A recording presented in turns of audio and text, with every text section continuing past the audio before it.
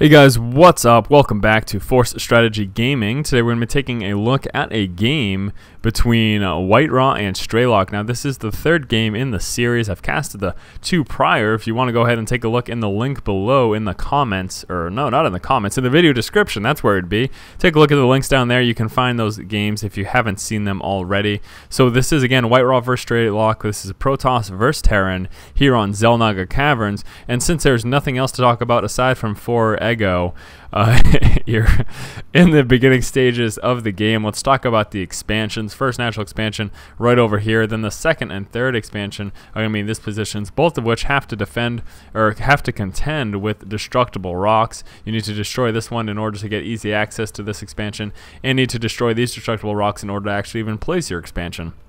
Controlling Xel'Naga Tower is obviously going to be a key aspect of the game, going to allow you to see any pushes coming down the middle. The final expansion over here, very difficult to defend. It's got a mouth opening basically right to your opponent, inviting them on into your base, and I've said it before, it will be for a house party. So yeah, we don't see a ton of air harassment on this map just because there's not a lot of room behind the bases. There isn't exactly a ton of room to maneuver back here. Even flying along this edge, depending on what you're up against, you can get hit. So isn't really the best idea to do. You don't see it that often.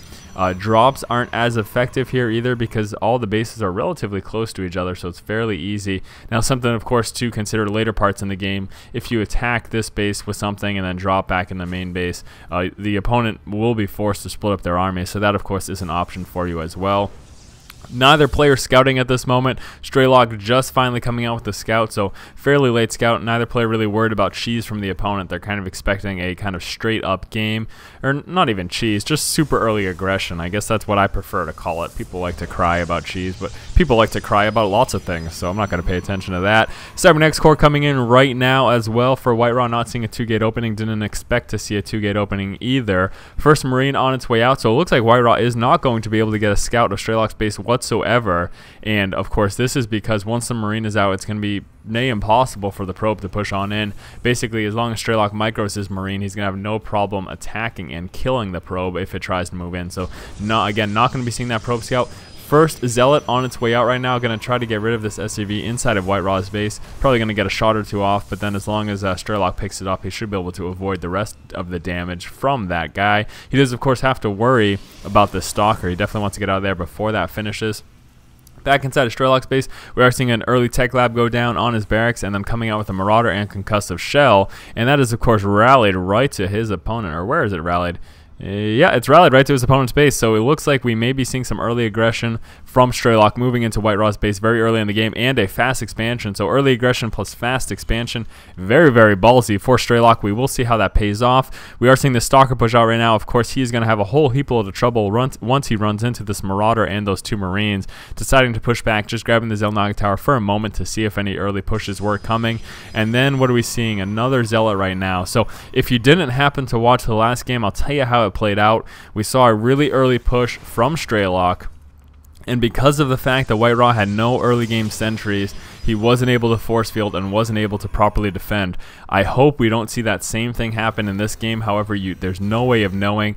But again, without that early sentry, another Zealot coming out. So here's the issue. Without the early sentry, WhiteRa cannot force field the ramp. Not being able to force field the ramp means he can't prevent these units from pushing into his base. These early Marines and Marauders are very strong, especially once that concussive shell is finished, which it has. Some more barracks coming down right now, so we're going to see continued aggression from Strelock, although nope, deciding to pull back. So deciding it's not the time to attack, he's going to be pulling back to his main base to defend.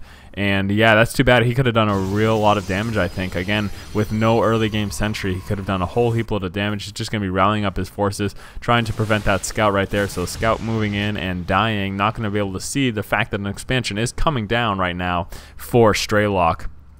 Observer going to be moving out, so he's going to be aware regardless of the fact that that's happening.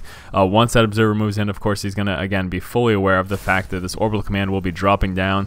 And then that's when WhiteRa is going to be faced with the decision, do I attack or do I drop down my expansion as well? Immortals coming out right now for WhiteRa, getting ready to defend the expansion over here. Strelock is coming down with his bunker. Now, these 4 barracks are finally up, so we're seeing some heavy Marines come out. We can see no attachments on these buildings. Coming out with that combat shield as well, and a little bit of marauders there coming from that one barracks with the tech lab.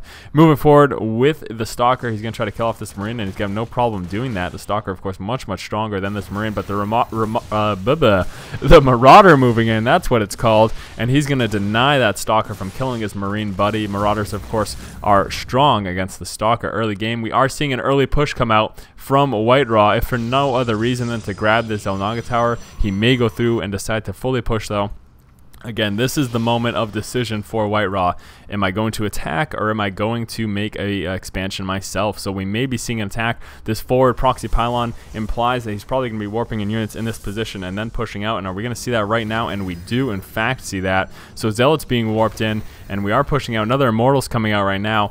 And now for Strelock over here, we do have quite a bit of bunkers, so this might not bode well for WhiteRa. The decision to push early against these bunkered up Terran units could be a bit of a problem. If he gets some Marauders in there as well, the range is absolutely huge on them inside of the bunker. So again, this could be quite an issue for WhiteRa. We're going to see how this plays out. Another proxy pylon going to be going down for WhiteRa, so he's going to be committing to this and fully engaging here. Zealots moving forward. Those bunkered up units, again, take no damage while they're in the bunker. That's pretty obvious there. Don't need to say that, really. Zealots going to be moving forward. They are making quick work of the bunkers, though. Those Immortals do a really good job of taking out those bunkers very quickly. Also going to be target firing those Marauders and taking them down. And in fact, I think this push is going to be successful. At the very least, he's doing quite a bit of damage, losing almost all the Zealots now. This one bunker is still remaining. He does want to take that down as quickly as possible, continuing to warp in additional units as well, and he's going to be able to push forward right inside of Strelock's base. Strelock is not mining from this expansion. That is a wasted 400 minerals right now.